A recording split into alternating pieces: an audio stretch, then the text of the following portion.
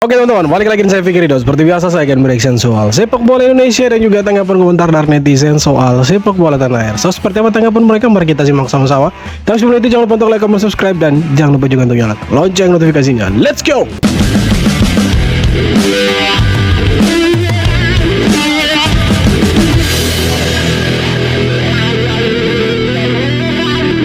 Sebelum ni, tim Indonesia mungkin boleh menang dengan tim B Vietnam. Itu pun menang hanya dengan sepakan penalti. Tapi bila berjumpa dengan tim sebenar dekat Piala Asia ni, Indonesia kena bantai. Pasti dia bilang begitu kan? Tidak lama sih ini. macam Australia, tim Indonesia dilunyaikan sebanyak 4-0. Mungkin Indonesia boleh minta tunjuk ajar daripada Malaysia macam mana nak skor lawan tim besar macam Australia. Sebab Berapa sih? 3 sama kah lawan Korsel waktu itu kalau tidak salah Malaysia. Malaysia bukan setakat skor 1 gol, skor 3 gol lawan tim Korea yang lebih baik ranking daripada Australia. Indonesia Australia 0-0. Indonesia Saudi Arabia 2-0. Bahrain Indonesia 2 sama. Vietnam kayaknya ya. Saudi Arabia Indonesia 1 sama. Jordan 4-1. Indonesia 1-0. Kasih paham dia, kasih paham. Abang itu belum paham itu. Abang Malaysia belum paham itu. AFC, serius lo? Buat teman-teman yang gak mau ketinggalan berita tentang timnas Indonesia, jangan lupa follow dulu TikTok gue sekarang juga. Let's go. Oke guys, jadi AFC kabarnya akan mengirim tim khusus untuk memantau pertandingan langsung antara Indonesia melawan Bahrain tanggal 25 Maret nanti. Gue serius nanya sama kalian semua, apa kalian kaget? Kalau gue sih nggak kaget, kita kan tahu presidennya AFC kan orang Bahrain. Iya, betul. Jadi ya kalau AFC mengirim tim khusus untuk memantau langsung pertandingan antara Indonesia dan Bahrain, ya tentunya bukan hal yang mengagetkan. Lagian AFC yang ada mah harusnya kita yang memantau itu pertandingan. Ente pada nggak inget ini kejadian 90+6 sama dengan 99?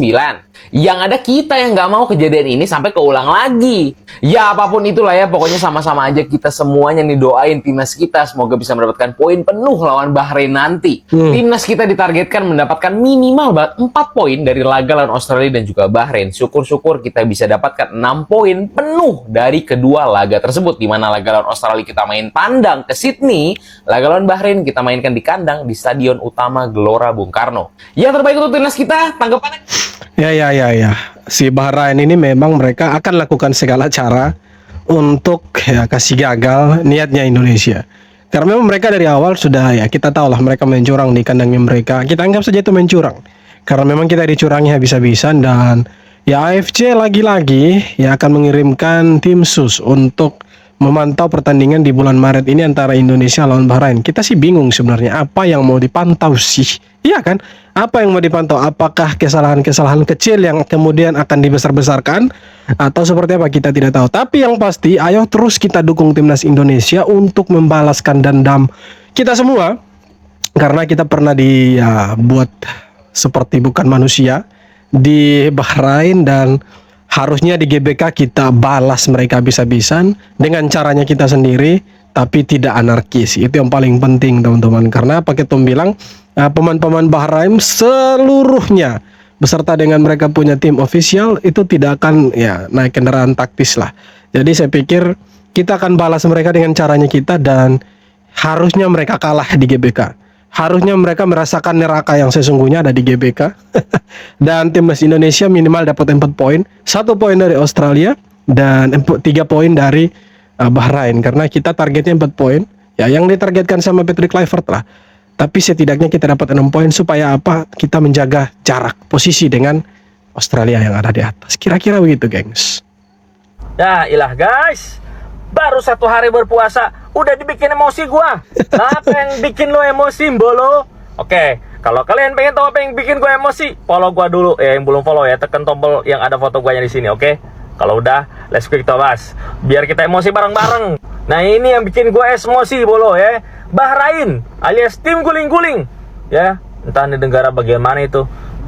resmi guys, mengirim tim khusus buat memantau pertandingan melawan Indonesia nanti di GBK. Ya elah, sampai segitunya lu takut banget apa sama Takut Indonesia? kalah Karena- sampai Ya, begitunya. karena kita tahu ya, Presiden AFC itu adalah orang Bahrain, ya kan? Akhirnya dia mengirim tuh tim khusus pantau lagi Indonesia lawan Bahrain. Oke deh, kirim aja udah. Ya sekalian mantauan lo tuh, kirim tuh. Ya apa enggak sekalian si wasit yang kemarin itu, siapa namanya? Gue lupa lagi. Nah ini Hancur nih. dia. Kirim. Ahmed Alkaf Gua itu. jadiin candil sekalian di sini lo, buka puasa. Oke guys, kita buktikan kita jadi tuan rumah yang terbaik. Yes, Oke? betul. Jangan lupa tanggal 4 Maret ada pembukaan war tiket lawan Bahrain. Udah siap-siap tuh sekarang tuh. Bikin Mandiri Livin. Jangan lupa tuh ya. Garuda ID-nya jangan lupa Garuda ID. Ya, jadi memang Presiden AFC ya, Konfederasi Sepak Bola Asia ini memang penuh dengan banyak mafia sih. Di saat Bahrain mencurangi kita, mereka justru menganggap itu hal biasa. Nah, sekarang mereka kirim tim khusus untuk memantau pertandingan antara Indonesia lawan Bahrain nanti, itu yang akan bermain di GBK tanggal 25 Maret nanti. Ya, sekali lagi kita tidak tahu ya untuk apa dipantau gitu. Tapi yang terpenting kita tetap ya harus lawan mereka. Mati-matian lah harus menang, karena ya Bahrain sekali lagi akan melakukan segala cara. Ya, mereka didukung dengan Presiden AFC itu orang Bahrain ya. Bisa saja ada kong kali kong antara mereka dan ya mungkin merugikan timnas kita. Karena kita tahu di negara mereka saja mereka berani ya. Tidak menutup kemungkinan di GBK pun mereka berani. Tapi kalau mereka berani mengirimkan tim khusus, ya secara psikologi mereka ya terganggu, mereka risih. Mereka itu sudah takut duluan sebelum berperang ya. Kita kan bisa berpikir begitu kan. Kenapa sih capek-capek kirim tim khusus untuk memantau pertandingan Indonesia Bahrain begitu kan? Di saat itu kan bermain di Indonesia, harusnya kita tuh yang mewanti-wanti loh. Karena kita pernah dicurangi di Bahrain, ya kan? 90 tambah 6 jadi 99. Harusnya kita yang memantau pertandingan itu supaya tidak terjadi kecurangan-kecurangan yang merugikan timnas kita. Loh, ini justru kebalikan. Bahrainnya yang merasa terzolimi, Bahrainnya yang merasa ya seperti korban, ya kan? Playing victim memang, bangsat memang mereka. Balik lagi di Liga Korup Indonesia. Kabar terbaru datang dari klasemen sementara, di mana ada sebuah klub baru yang mengguncang klasemen yang bernama Pertamina ataupun El Oplosan. Sekarang Pertamina masih ada di peringkat 2 tuh. Masih 193,7 T itu. Tapi kalau kita lihat perkembangan terbaru, memang Pertamina sudah menyalip PT Timah yang 300 T itu. yang berhasil naik ke peringkat 2 dengan hasil korupsi mencapai 193 triliun. Sebelumnya peringkat 2 dan 3 diisi oleh BLBI yang berhasil korupsi mencapai 138 triliun dan juga El Sorobotan atau PT Duta Palma sebesar 78 triliun. Ya, harusnya dengan uang sebanyak itu yang dikorupsi oleh orang-orang Indonesia ini yang tidak punya tahu malu ini, harusnya uang-uang yang dikorupsi sama mereka itu bisa dipakai buat ya event besar di sepak bola, atau bisa ya dikasih ke masyarakat, ya kan? Karena tidak hanya negara yang dirugikan, kita sebagai masyarakat pun dirugikan. Kampret. Timnas Indonesia bakal semakin kuat. PSSI sedang mempercepat proses naturalisasi 3 pemain keturunan, yaitu Emil Audero dan James dan Jui Pelupesi. Prosesnya sudah sampai mana? Apa peran mereka di timnas nanti? Saat ini, proses naturalisasi Emil Audero dan James dan Jui Pelupesi sedang dipercepat oleh PSSI. Ketua Umum PSSI, Erick Thohir, menargetkan semuanya rampung sebelum 10 Maret tahun 2025 supaya mereka bisa langsung didaftarkan ke FIFA. Karena jadwal yang padat, PSSI berencana melaksanakan proses ini langsung di Eropa. Jadi, begitu resmi menjadi warga negara Indonesia, mereka bisa langsung bergabung dengan skuad timnas. Jika semua berjalan sesuai rencana, Emil Audero dan James dan Jui Pelupesi bisa langsung dimainkan saat Ya, ini bagus teman-teman, supaya kita punya kedalaman squad semakin bagus. Karena kita tahu masih ada beberapa pos yang ya masih kurang lah kedalaman squadnya. Jadi tambah 3 pemain ini saya pikir ya kita punya kualitas pemain yang sama lah yang ada di starting dan ada di bench itu bagus sih teman-teman menurut saya. Timnas menghadapi Australia pada 20 Maret.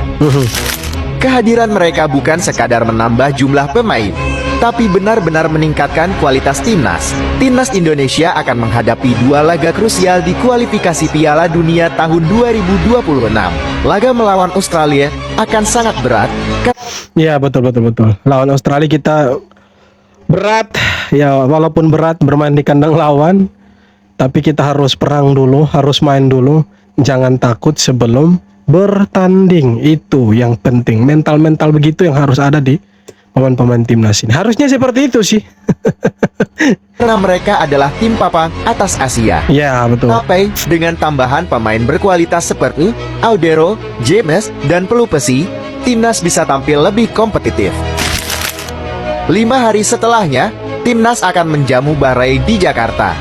Pertandingan ini bakal digelar malam hari, menyesuaikan dengan bulan Ramadan. Ya. Naturalisasi Amil Audero dan James dan Jui Pelupesi bisa jadi langkah besar untuk memperkuat timnas Indonesia.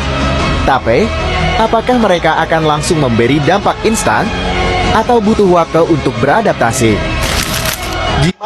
Saya pikir untuk adaptasi tidak terlalu sulit. Kenapa saya yakin?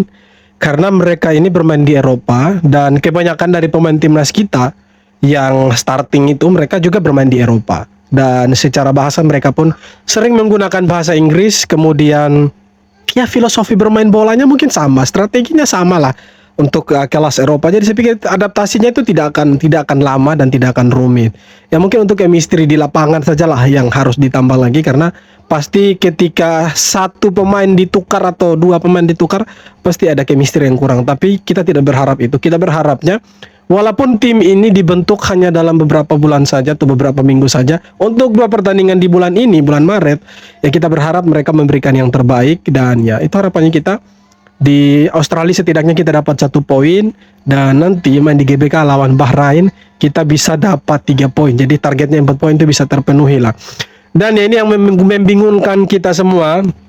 Kenapa AFC dan Bahrain capek-capek mengirimkan tim khusus untuk memantau laga antara Indonesia dan Bahrain. Yang tahu jawaban pastinya boleh tulis di kolom komentar.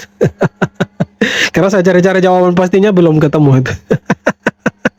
Semoga mereka tidak guling-guling lagi lawan kita nanti, tidak banyak drama lagi ya, bermain sepak bola ya like a man, seperti laki-laki, jangan seperti like a woman. Ya harapannya kita mereka ya jangan guling-guling, jangan banyak drama seperti waktu bermain di ya Bahrain lah. Kita harapnya mereka lawan Indonesia ya mereka menunjukkan bahwa mereka datang ke sini untuk war dengan Indonesia dan kita memenangkan pertandingannya. Itu harapannya kita, dan kita bisa lihat timnas kita ada di Piala Dunia.